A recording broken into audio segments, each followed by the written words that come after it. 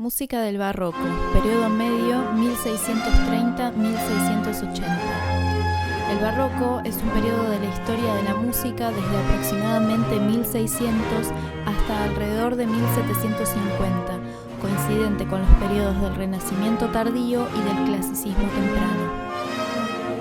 Algunos hechos que ocurrieron en esta época fueron: Enrique IV promulga el Edicto de Nantes, se aprobaron los estatutos de la Compañía Holandesa de la India Oriental, primera colonia inglesa en Virginia, Jamestown, Johannes Kepler expone sus leyes astronómicas, Galileo publica El Mensajero Sideral, muere Shakespeare, ocurre la Guerra de los 30 años, el Mayflower lleva a los primeros colonos ingleses a Nueva Inglaterra. También fueron creadas Novum Organum de Francis Bacon, el David de Gian Lorenzo Bernini. Galileo es acusado de herejía por asegurar que la Tierra gira alrededor del Sol. Discurso del método de René Descartes. Guerra Civil Inglesa, reinado de Luis XIV en Francia, éxtasis de Santa Teresa de Bernini, Leviatán de Thomas Hobbes y Principia Matemática de Isaac Newton. Con respecto a las características de la música del movimiento barroco, podemos decir que enfatiza la textura homofónica, siendo que en el Renacimiento prevalecía la polifonía. Las voces prominentes son las del bajo y el tiple, y las voces intermedias, escritas o improvisadas, son las que rellenan el tejido armónico. La melodía con acompañamiento no es en sí algo nuevo. Ya se conocían las chansons de los siglos XIV y XV, o las canciones homofónicas a varias voces del siglo XVI, pero sí la polaridad entre el bajo y el tiple como las voces esenciales. Algo característico de la época es el basso continuo. Se escribían las líneas de las melodías y el bajo, y el resto de las voces se dejaban en manos de los intérpretes, lo cual daba un espacio para la improvisación. Los instrumentos utilizados de continuo son el clavicémbalo, órgano, laúd, tiorba o chitarrone. El bajo continuo cayó en desuso en los periodos siguientes. El procedimiento del concertato, concertare en italiano, llegar a un acuerdo, era la combinación de voces con instrumentos que interpretan partes distintas, reuniendo fuerzas contrastantes en un conjunto armónico. El uso de diversos timbres combinados se convirtió en un rasgo característico de la época. Debido a esto, surgieron problemas en la afinación entre voces, instrumentos de cuerda, instrumentos de teclado y laúdes, siendo que cada uno tenía una afinación distinta. Los cromatismos se usaron con mucha mayor libertad, emociones intensas en las obras vocales, sugerir la exploración armónica en las piezas instrumentales y crear sujetos característicos destinados a su elaboración en contrapunto imitativo fueron algunas de las aplicaciones. El contrapunto imitativo consistía en que las líneas melódicas individuales estaban subordinadas a la sucesión de acordes implicada en el bajo, lo que dio lugar a un contrapunto conducido desde la armonía. Se utilizaron para crear contraste dos tipos de ritmo: flexible, recitativo vocal, piezas instrumentales improvisadas a solo como tocatas y preludios, y el métrico para las danzas. Hubo un gran desarrollo de la familia del violín, de las voces y familias de instrumentos en general, inducido por un destacado papel del solista. La música estuvo más centrada en el intérprete y en la interpretación en vez del compositor y su obra. Se utilizaron dos tipos de ornamentación de líneas melódicas: por un lado trinos, grupetos, apoyaturas y mordentes, y por otro lado escalas, arpegios y similares. Hubo una nueva organización armónica, la música tonal. Se comenzó a operar dentro del sistema de tonalidades mayores y menores usual en la música de los siglos XVIII y XIX. Durante el barroco medio, la música instrumental se mantiene en balance con la vocal. Predomina la ópera y la cantata. Se distingue entre aria, arioso y recitativo. La nueva ópera pasó a ser un espectáculo de la clase alta, entretenimiento de las capas altas de la clase media, debido a la libre compra de entrada en los teatros. Finalmente, en el norte de Italia, la música instrumental sienta las bases de la tonalidad y de las formas del barroco tardío. La vieja canzona se convierte en la nueva sonata en trío, de carácter virtuoso y contrapuntístico. Uno de los principales exponentes de este movimiento fue Jean-Baptiste Lully. Fue la personalidad más poderosa de la música francesa del siglo XVII, célebre por haber creado el tipo francés de ópera, por ser pionero de la obertura francesa y por fomentar la orquesta moderna. Paradójicamente, él era de origen italiano, aunque vivió en Francia durante toda su vida adulta. Nacido en Florencia, Lully llegó a París a la edad de 14 años como tutor italiano de un primo del rey Luis XIV. En París completó su formación musical y estudió danza. Su baile en el Ballet de la Nuit impresionó tanto a Luis que lo nombró compositor de la corte de música instrumental y director de los Petits Violons. En 1661, Lully pasó a ser superintendente de la música de cámara del rey. Asumió el control tanto de los vibrato violon de roi como de los Petits Violons y adoptó la nacionalidad francesa. Lully compuso música para numerosos ballets de la corte y música sacra para la capilla real. Se dedicó a las comédies ballet en 1664 y más tarde, en 1672, a la ópera, dominio en el que cosechó su mayor fama. La disciplina que Lully impuso a su orquesta, reforzando un toque uniforme de los arcos y un uso coordinado de los ornamentos, suscitó gran admiración, fue ampliamente imitado y llegó a convertirse en el fundamento de la práctica orquestal moderna. Aunque Lully dirigía con un bastón en lugar de una batuta, la tradición del liderazgo autoritario que introdujo, a imagen del poder absoluto del mismo rey, la han perpetuado los directores posteriores.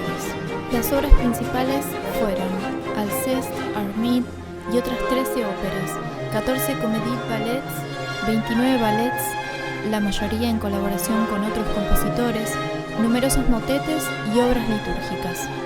Un dato interesante es que colaboró con el escritor de comedias Jean-Baptiste Poquelin, comúnmente llamado Molière. Johann Jakob Froberger fue un compositor, clavecinista y organista alemán del barroco. Compuso principalmente suites y tocatas, ejecutadas para clave y órgano. Fue el primer músico alemán que asimiló tanto la escuela francesa como la italiana y desarrolló estos estilos llevándolos a un lenguaje muy personal, flexible y rico en matices. Estudió con Girolamo Frescobaldi en Roma entre los años 1637 y 1641. Incorporó su estilo a la técnica italiana en base al tratamiento motívico contrapuntístico que aprendió de su maestro. Consiguió evolucionar las formas de la canzone y la toccata. Hacia 1634 se trasladó a Viena como organista de la corte de Fernando III de Habsburgo. Viajó con frecuencia a misiones diplomáticas para Fernando III, sobre todo a París, donde se relacionó con Louis Couperin y otros músicos franceses. Froberger no tuvo la trascendencia de Samuel Scheidt en la fundación de un estilo organístico de carácter alemán porque no superó sus influencias italianas y en parte francesas, pero dio un impulso al arte del órgano y principalmente del clave. Históricamente, se lo identifica como el compositor que sentó las bases de la suite alemana para clave y logró el predominio del instrumento en el sur del país. La suite es una forma de música instrumental compuesta mediante una sucesión de piezas sencillas.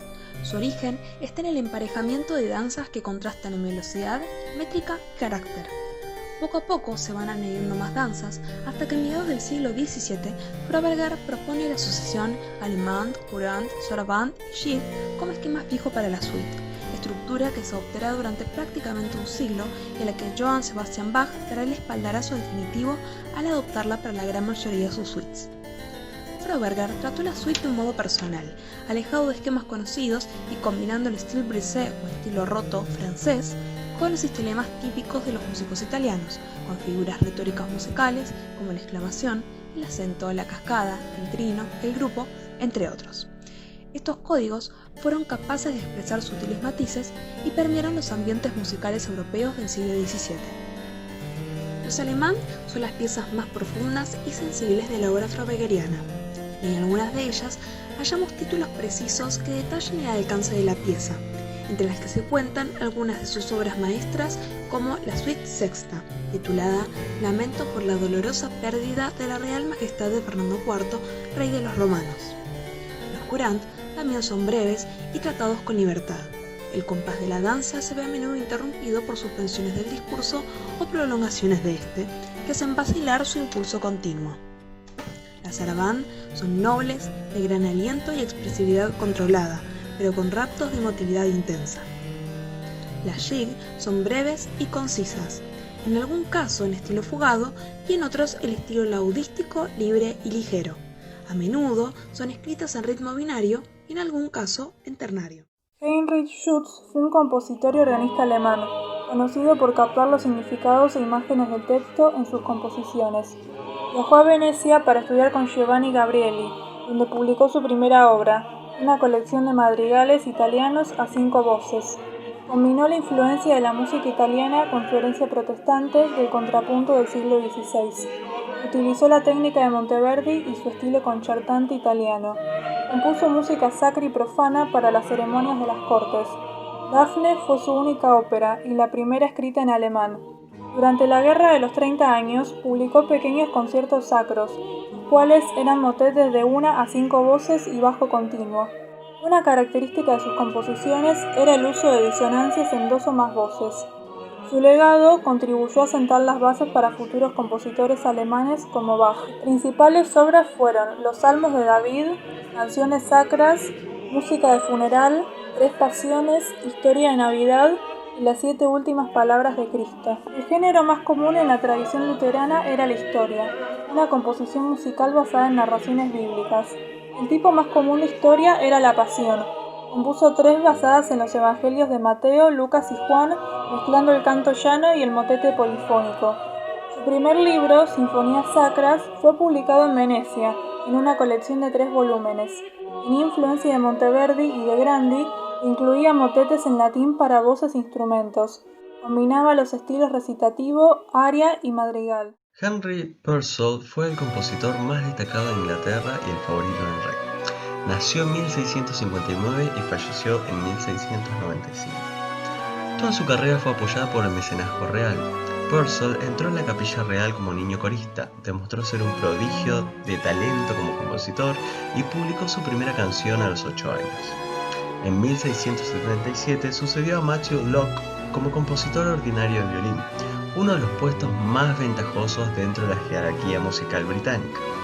Purcell ocupó cierto número de posiciones prestigiosas simultáneas durante su vida.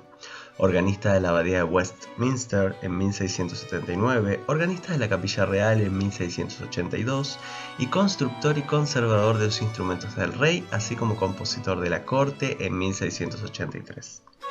En su breve vida, Purcell escribió una enorme cantidad de música en casi todos los géneros.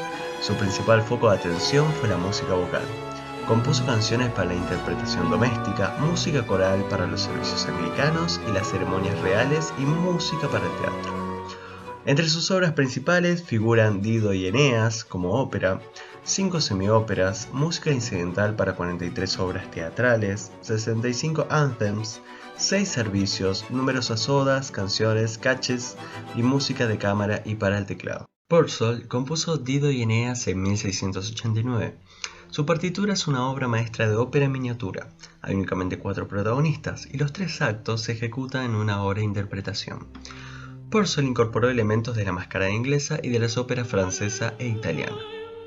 La obertura y los coros homofónicos en ritmos de danza se asemejan a los de Lully, como también la estructura escénica con canto solista y coro que conduce a una danza. Los elementos italianos yacen en la presencia de diversas arias, raras en la ópera francesa o en la mascarada inglesa. Hay 3 arias enteramente construidas sobre un basso ostinato. El lamento de Dido, cuando se me deje yaciendo en la tierra, es una de las más relevantes y conmovedoras de la historia.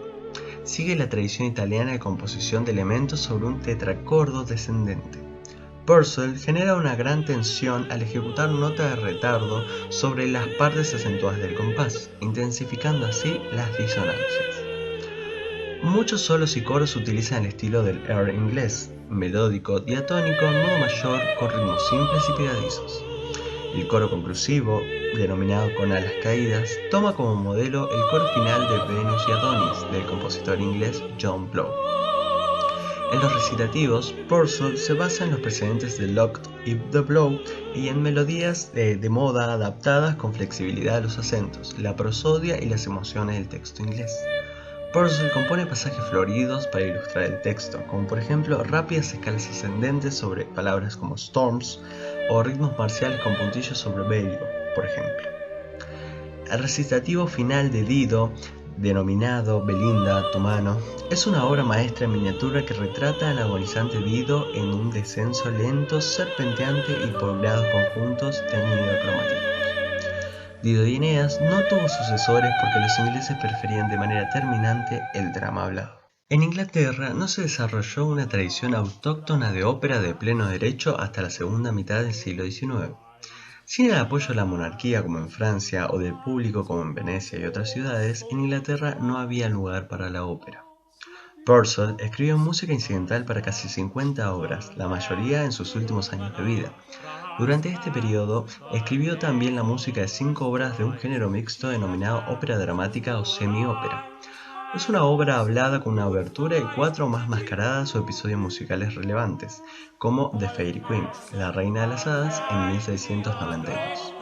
La mascarada es un género musical que compartía con la ópera muchos aspectos similares, como la música instrumental o la danza, pero se trataba más de espectáculos colectivos que a dramas unificados con música de un único compositor.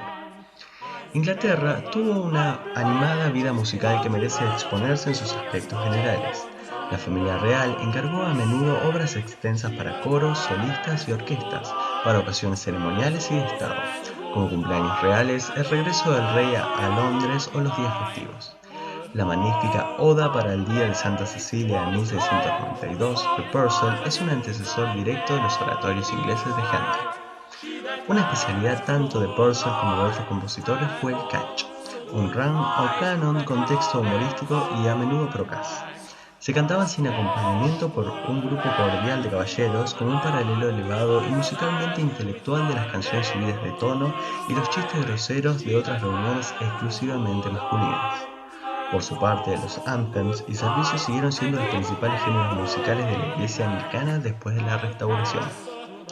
Blow, Purcell y sus contemporáneos produjeron numerosos verse anthems para solistas con coros. Purcell también puso música de textos sacros no litúrgicos para una o más voces con continuo. El baile social fue parte importante de la vida inglesa, con fuertes tradiciones de danza en la corte, las ciudades y las áreas rurales. Girolamo Frescobaldi nació en Ferrara, Italia. Estudió las órdenes del organista y famoso madrigalista Lusasco Lusaschi en Ferrara. Otra de sus tempranas influencias fue la de Carlo Gesualdo, también presente por aquella época en la misma ciudad. Su protector, el cardenal Guido Bentivoglio, le ayudó a conseguir una plaza de organista en la Basílica de Santa María en Trastevere, en Roma, en la primavera de 1607. Con él viajó a los Países Bajos antes de convertirse en organista de la Basílica de San Pedro de Roma en 1608, plaza que ocupó hasta su muerte. Desde 1628 a 1634 fue organista en la corte de los Medici en Florencia. Escribió un gran número de obras para órgano y clavicémbalo, incluyendo tocatas, caprichos, fantasías, canciones, ricercare, danzas y variaciones. Entre sus obras más conocidas se encuentran las Fiori Musicali, una colección de obras de órgano para ser tocadas durante la misa. Publicó 2 libros de tocata entre 1615 y 1637, entre las que figura la Cento Partire, una de sus obras más virtuosas y experimentales. Su música vocal incluye misas, motetes y madrigales. Su música instrumental es menos conocida, pese a la importancia del primer volumen de canciones para tocar con cualquier instrumento, publicado en 1628. Frescobaldi fue uno de los inventores de la concepción moderna del tempo y su música tuvo una gran influencia en compositores posteriores como Johann Jakob Froberger y Johann Sebastian Bach. Arcangelo Corelli nació en 1653 en Fusignano, una pequeña ciudad al norte de Italia. En 1666 viaja a Bolonia, donde estudiaría violín y composición. Luego alcanzaría en Roma una extraordinaria fama como violinista, a la vez que perfeccionaba su técnica compositiva. Como violinista, profesor y director de conjunto, contribuyó a elevar el nivel de la interpretación del violín en el siglo XVIII. Corelli es considerado como uno de los más grandes precursores de la sonata preclásica y el representante por excelencia del concierto grosso, que era una forma instrumental barroca de origen italiano basada en la contraposición entre un pequeño grupo de solistas, un concertino, y una orquesta completa, el tutti. A partir de 1681, Corelli publicó una serie de colecciones de sonatas en trío, sonatas para violín y concerti grossi que se divulgaron por toda Europa y le otorgaron fama a escala internacional. La música de Corelli ejerció una gran influencia en compositores como Bach, Händel y Vivaldi. La música de Corelli es completamente tonal y está marcada por un sentido de la erección o de la progresión que distingue la música tonal de la modal. Corelli se basó con frecuencia en cadenas de retardos y en secuencias, para conseguir este sentido de movimiento armónico hacia adelante del que depende la tonalidad. Su música es casi completamente diatónica. Más allá de las dominantes secundarias, encontramos muy raramente un acorde de séptima disminuida o de sexta napolitana en una cadencia. Sus modulaciones dentro de un movimiento eran casi siempre lógicas y de fácil comprensión, casi siempre hacia la dominante y los relativos menor o mayores. En sus sonatas en trío, Corelli puso mayor énfasis en el lirismo que en el virtuosismo. En raras ocasiones utilizó notas extremadamente agudas o graves, escalas rápidas o difíciles o registros dobles. Los dos violines, tratados con absoluta igualdad, se entrecruzan e intercambian música con frecuencia y se entrelazan en los retardos. La mayor parte de sonatas de iglesia en trío de Corelli constan de 4 movimientos, a menudo emparejados en el orden de lento-rápido, lento-rápido. Por otro lado, las sonatas de cámara acostumbran a empezar con un preludio al que le pueden seguir 2 o 3 danzas como en la suite francesa. En las décadas de 1680 y 1690, los compositores crearon una nueva clase de composición orquestal que pronto se convirtió en el tipo más importante de música barroca y contribuyó a establecer la orquesta como conjunto instrumental más importante. El género fue denominado concerto y estaba estrechamente relacionado con la sonata, ya que desempeñaban funciones parecidas. Se interpretaban en ceremonias públicas, entretenimientos y reuniones musicales privadas, y además podían sustituir también elementos de la misa. Se terminaron por diferenciar 3 tipos de conciertos. El concierto orquestal era una obra en varios movimientos que ponía de relieve la parte de primer violín y del bajo, lo que distinguía el concierto de la textura más contrapuntística de la sonata. Por otro lado, el concierto a solo se trataba de un único instrumento, casi siempre un violín, que originaba el contraste con la orquesta de cuerdas. Finalmente, el concierto grosso, que utilizaba un conjunto pequeño de instrumentos solistas frente a un conjunto grande. En tiempos de Corelli se distinguían 2 tipos distintos del concierto grosso, el concierto de iglesia y el concierto de cámara. El primero era más formal y generalmente alternaba entre secciones largo adagio con allegro, mientras que el segundo tenía el carácter de una suite de danzas, compuesta por un preludio y varios tipos de movimientos de danza. Puesto que las orquestas romanas se dividían generalmente en concertino y ripieno, los compositores romanos mostraron mayor simpatía por el concierto grosso. El concertino de Corelli consistía en 2 violines y un violonchelo, con una orquesta de cuerdas haciendo las voces de ripieno, ambos acompañados por una sección de bajo continuo. Elisabeth Claude Jacquet de la Guerre nace en París, Francia, dentro de una familia de músicos. Interpretó e improvisó música desde los 5 años en Versalles y pasó de intérprete a compositora a los 16 años. Se casó, pero no dejó de usar su apellido. Entre 1687 y 1715, Elisabeth publica estudios y obras, a saber, las piezas de clavecín, una ópera ballet para el rey, la ópera Céphalée Pocri, la cual se estrenó en el Teatro de Palais Royal, piezas para clavecín que pueden interpretarse al violín, siendo estas auténticas sonatas, cantatas sacras y 3 cantatas seculares tituladas cantatas francesas, y la pieza La Recommandement Comique de Perrault et Nicole. La compositora supo mezclar las tradiciones francesa e italiana, algo muy inusual en la época. Entre 1715 y 1724 publica obras breves. Se dice que su última obra, hoy perdida, fue Te Deum. La obra fue interpretada en la capilla del Louvre en 1721. Sophie Elisabeth von Braunschweig-Lüneburg fue duquesa. Se casó en 1635, cuando sus actividades musicales ya tenían un importante reconocimiento. Su amor por la música la llevó a incluir en su corte una orquesta y un Kapellmeister, y a poner música a obras de teatro y ballets escritos por ella misma y por Jotelius. La obra de Sophie supone un hito en la historia de la música moderna, puesto que entre ella y su antecesora, Hildegard von Bingen, no hubo más compositoras alemanas. La producción de Sophie ha sido estudiada y recuperada recientemente por el musicólogo Carl Wilhelm Geck. Un dato interesante es que visitó algunas veces a Heinrich Schütz en relación a las mejoras de la orquesta de la corte.